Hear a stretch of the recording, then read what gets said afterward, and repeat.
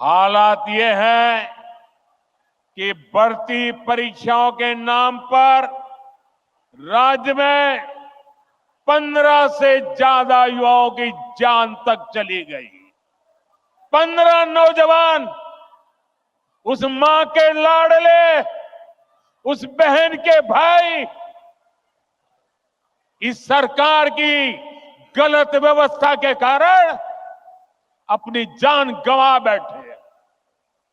प्रदेश सरकार संवेदनशील होने की जगह जख्मों को कुरेदने में लगी है। इस घटना में जिन युवाओं की जिंदगी गई है, मैं उन्हें श्रद्धांजलि देता हूं, उनके परिवारों को सांत्वना देता हूं और मैं वादा करता हूं, झारखंड में कुछ ही महीनों के बाद जब बीजेपी सरकार बनेगी, एनडीए सरकार बनेगी, तो इस सारे मामले की जांच करवाई जाएगी और जिम्मेवार लोगों को हर प्रकार से कानूनी शिकंजा कसा जाएगा। साथियों, झारखंड की वर्तमान सरकार को युवाओं की कोई चिंता नहीं है। इन्होंने हर साल जेपीएससी और जेएसएससी की परीक्षाएं आयोजित करवाने का वादा किया, लेकिन वादा पूरा करने की जगह सरकार के संरक्षण में नौकरी बेचने वाले गिरोह पनप रहे हैं। यहां पेपर लीक करने वालों को शहद दी जा रही है।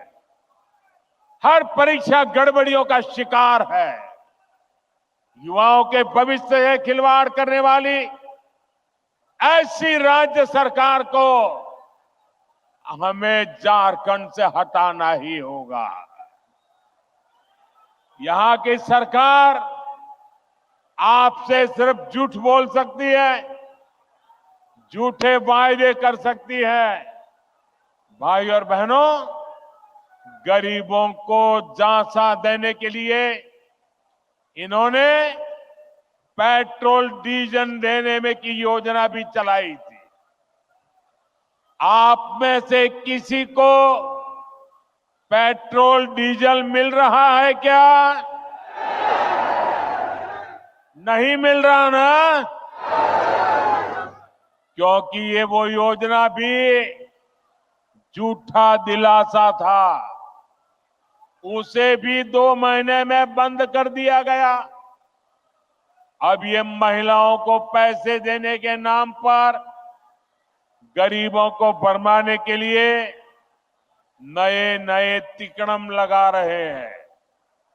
इसलिए आपको ऐसे धोखेबाजों को सरकार से बाहर निकालना है।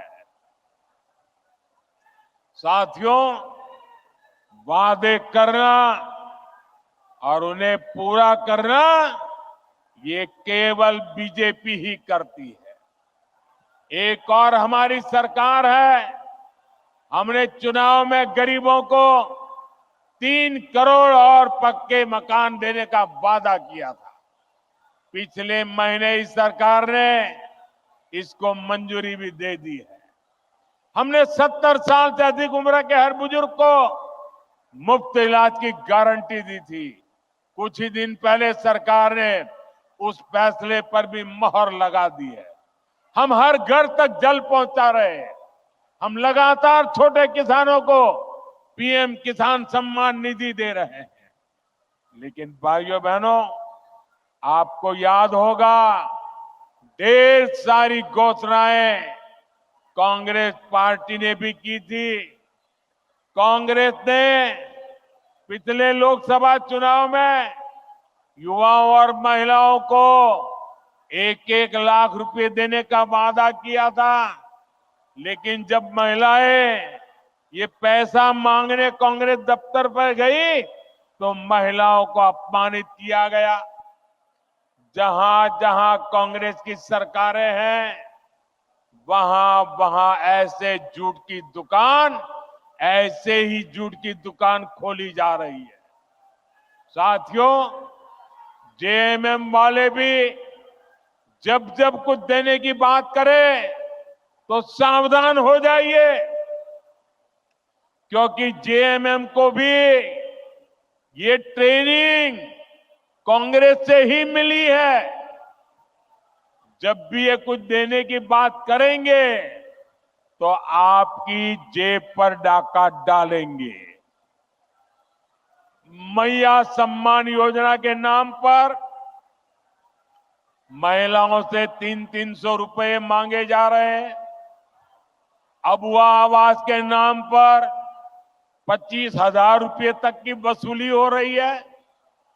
केंद्र सरकार की योजनाओं में भी जहां इन्हें मौका मिल रहा है, ये पिछले दरवाजे से लाभार्थियों को गुमराह करके उनसे भी वसूली कर रहे हैं। म्यूटेशन और नाम सुधार जैसे काम करने वाले के लिए 5-5 हजार देने पड़ते हैं। मैं आपसे पूछता हूं, जनता को लूटना ही जिनका पेशा हो, वो आपको कभी भी कुछ देंगे क्या? ये जवाब देने का मौका आपको आने वाले चुनाव में मिलेगा।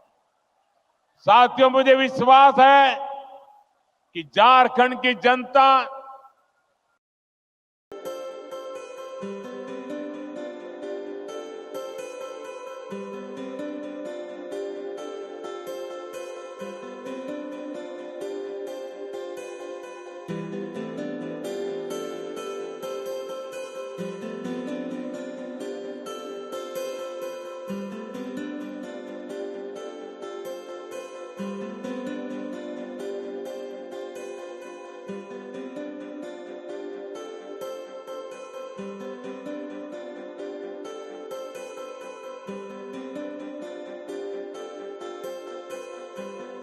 you